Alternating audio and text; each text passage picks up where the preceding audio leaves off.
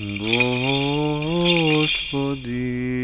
Исусе Христе, Сине Божий, помилуй меня грешного. I Sina i Svetija Duh. Amin. Razumeni во Христовога, браќи и сестри. Денеска влеговме во едно време од црквата Христова посебно рачунато и на некој начин паралелно со времето на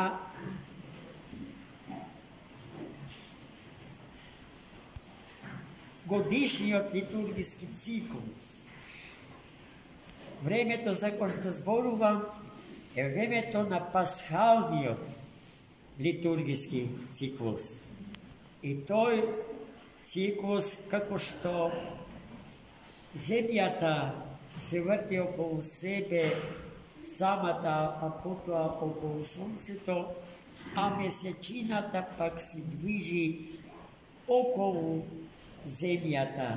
Така некако би го представил годишното литургиско време од една страна и пасхалното литургиско време од друга страна.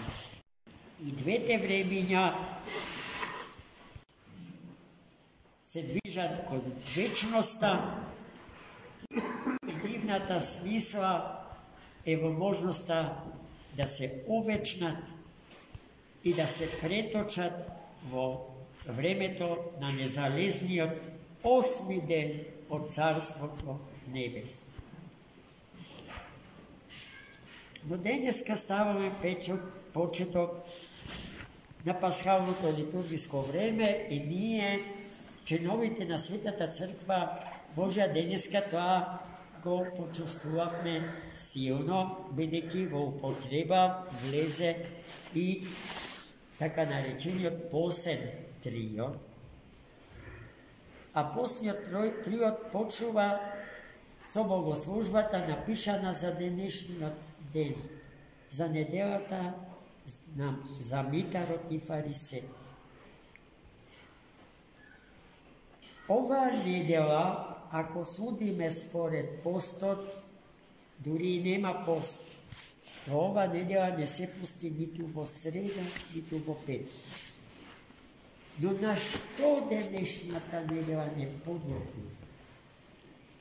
На два елементи, без кои што постот никогаш вистински нема да биде.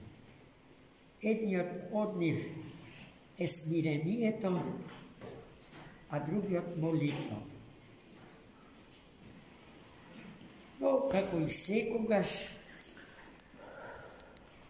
паралелно со вистинското смирение постои лажното и паралелно со вистинската молитва постои лажната молитва.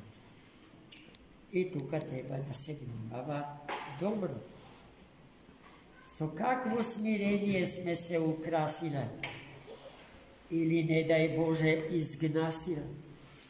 И со каква молитва се користиме, употребуваме или ја злоупотребуваме молитвата за други цели?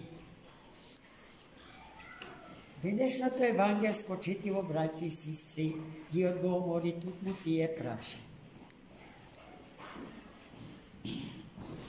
Христос во вид на приказка ни го даде одговорот на поставените прашања. Еве како. Христос на своите ученици им раскажа како двајца луѓе влегле во светиот храм на молитва. Едниот од нив бил фарисеј, а другиот митар. Фарисејот, вие знаете, и припаѓал на учените еврејски кругови. А и ученоста За жал, многу пати не доведува до состојба на смирение на духот, туку ја разгорува гордоста во учениот. Човек и превисокото мислење за себе си, елиминирајќи го Бога како можност или како некој со кого што секој од луѓето треба да се спореди и да се измери себе си онаков како што е. Фарисејот застанал на видно место во храмот. Со очите подигнати горе и почнал да принесува самофална молитва. Молитва во своја слава. Колку е тој добар, а како знаел дека е толку многу добар, затоа што не бил како сите други. Тој бил подобар од сите други. Тој редовно и предавал на синагогата 10 од се она што ќе го заработел. И најпосле презриво го погледал митарот и кажал дека не е никако него. Митарот е старото словенско име за една професија, за цариник. Не сум никако овој цариник, подобар сум од него, од сите најдобар. Чи дојдов да си ја земам наградата, Господи, сум ти ја купил. Јас спасението сум си го купил со други зборови. Тебе ништо не ти преостанува друго, туку да ми го дадеш тоа што сум го сработил. И гледајте, смирението исчезнува таму каде што гордоста навасува. А молитвата, личи ли молитвата на на фарисеот на молитва?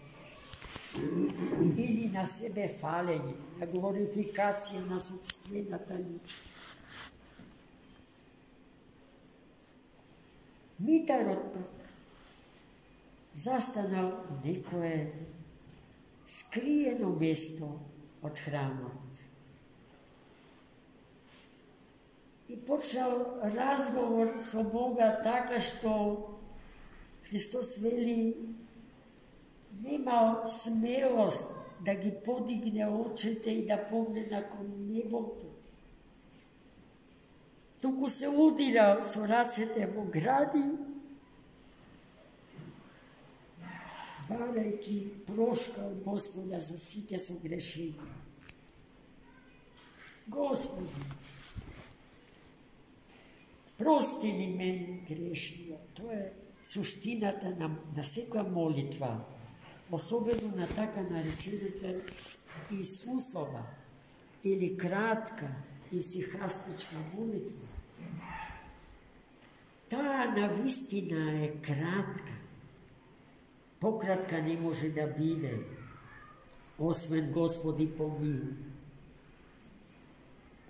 Но таа молитва, браќи и сестри, еден вид фокус, собирна точка на севкупниот молитвен живот на Светата Црква Божја. И преполна е со сила. Со таа молитва треба да се бави човек што располага со свеста за себе си што ја имал Митарот. Митарот не го разубавувал својот лик, својот живот. Тој го согледувал својот живот онаков каков што е и наоѓал дека не е добар. Но знае дека тоа што не е добро направено во животот не е непоправливо. Тоа може да се поправи, тоа може да се искупи, да се преобрази, браќи и сестри. Тоа важи за нас сите и за сите наши согрешенија, бидејќи вистина е, а во тоа е нашата надеж, дека нема грев, што не може да биде простен, освен еден, освен хулата на Светиот Дух, а тој грев подразбира само одземање на животот, на дарот на животот. После што Господ нема кому да прости. Но се додека имаме живот во себе си, се додека постоиме, нема грев што умот човечки може да го смисли и да го реализира, а да не може да биде простен. Ако го имаме покаянието на Митарот, односно неговото смирење и неговата молитва. Гледайте како Господ од првиот ден не подготвува за Великиот пост. А Великиот пост е подготовка за средба со најголемиот празник, со празникот на сите празници, Светата Пасха Господња. А за Светата Пасха Господња знаеме дека представува триумф на животот над смртта. Па кај побава сето тоа, браќи се? Која друга философија и религија може тако нешто да ни каже? Која? Ги знаеме сите, ги читаме сите. А и за жал, многу често, се друго знаеме освен својо. И живејќи во незнаење, лесно тргуваме со своето. Да видам попрецизен, лесно се откажуваме од своето православие, од својата вистинска вера, од верата на светите апостоли и од верата на светите отци. Христос затоа, откако ја кажа приказката, ова чудесна евангелска парабола во која што секој од нас себе си се наоѓа, во ликот на Митарот или во ликот на фарисеј. Ги праша апостолите: а што мислите вие? Кој од двајцата ќе си отиде оправдан од светиот храм? Одговорот не беше тешко да се даде.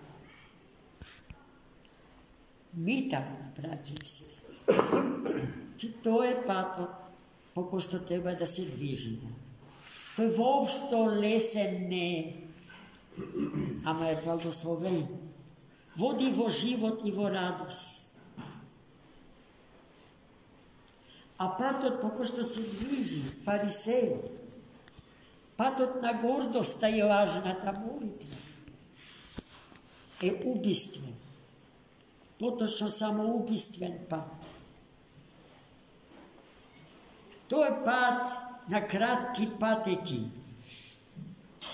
Оно што се движи по него, најдолго ќе патува до градските патишта, гробишта. А потоа, затоа потоа живееме сега и овде. Затоа потоа, кој што нема ни точка, ни запирка, тоа што има почеток, но крај нема, браќа и сестри. Затоа е човекот создаден, но и светот во кој што човекот живее. Амин. За многу години.